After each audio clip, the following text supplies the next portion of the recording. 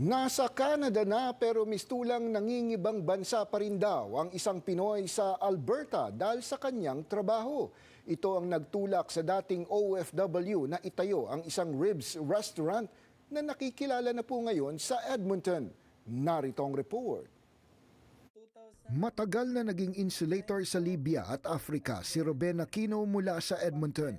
Kaya pagdating ng Canada, ito rin ang kanyang naging trabaho at bagamat mahirap ay pilit niyang kinaya.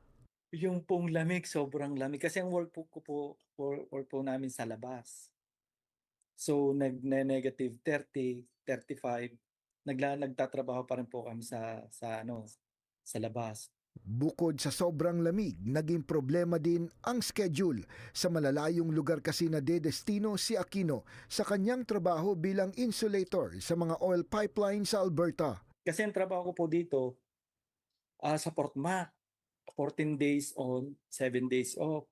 So ang misis ko po naririto sa Edmonton, ako naman nasa para ding nag-iibang bansa. So minsan 21 days ang aming schedule. So hindi rin po agad kami magkaroon ng baby.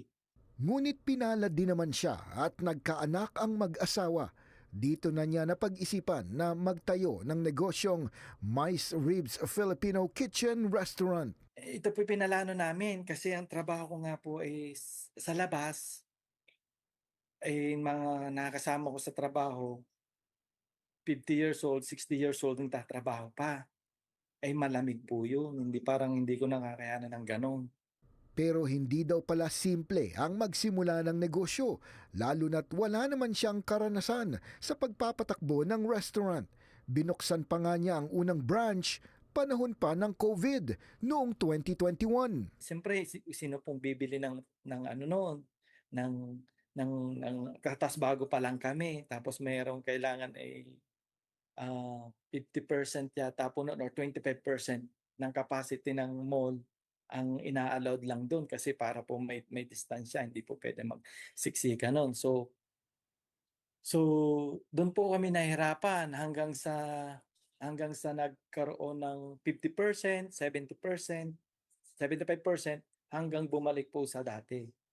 Pinakamabenta niya sa kanyang Mice Ribs Restaurant ang iba't ibang luto ng ribs na tinatangkilik ng mga Pilipino, gayon din ang iba pang lahi.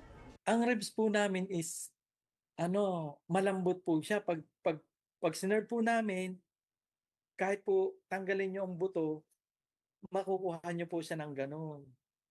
Dahil malambot po siya at malasa po ang aming ribs. Pero pansin daw ni Aquino na hindi na ganoon karami ang kumakain sa mga restaurant ngayon. Ang hirap kasi nagtaasan ang mga bilihin. Ang ibang mga businesses po nagko-close. Ang ibang tao natutong mag-stay na lang at magluto sa bahay. Ngayon po ang hirap sa palagay ko po ang hirap ng buhay ngayon. Kaya payo niya sa mga gustong magtayo ng negosyo, pag-aralang mabuti ang papasukin at tutukan ng gusto ang itinayong negosyo nang hindi masayang ang inyong pagsisikap dito sa Canada.